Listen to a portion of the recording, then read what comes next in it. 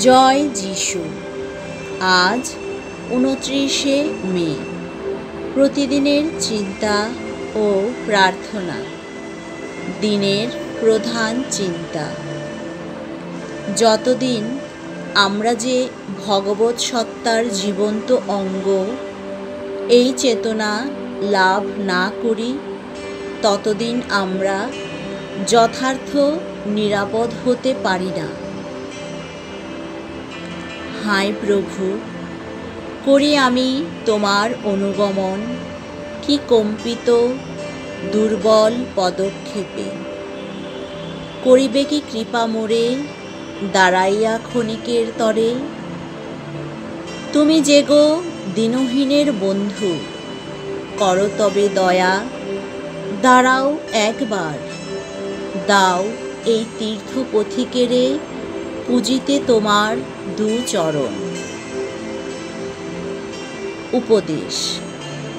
মানব জীবনের উন্নত ভাব ও অনুভূতি কেউ ব্যাখ্যা অথবা গণনা করতে পারে না।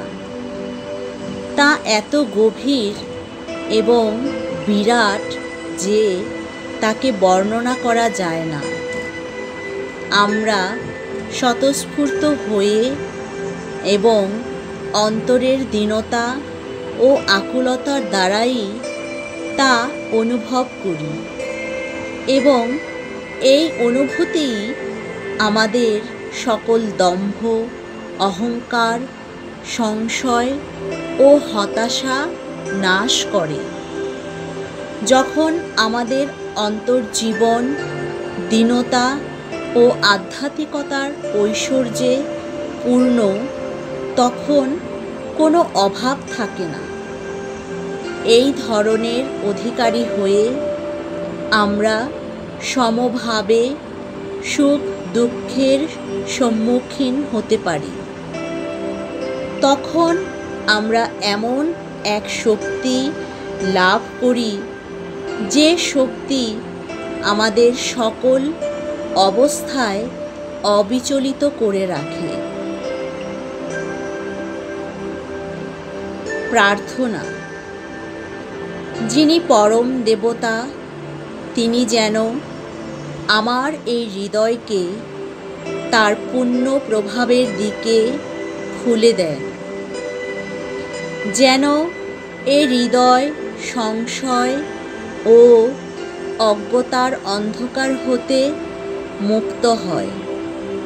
তিনি যেন আমার দিব্য দৃষ্টিকে প্রসারিত করেন এবং তার প্রতি প্রাণের ব্যাকুলতা বাড়িয়ে দেন। তার দিব্য জীবনের সঙ্গে যেন আমার এই জীবন যুক্ত হয় এবং তার প্রেমময় আবেষ্টনের মধ্যে যেন তিনি আমাকে চিরদিন আশ্রয় দান করেন।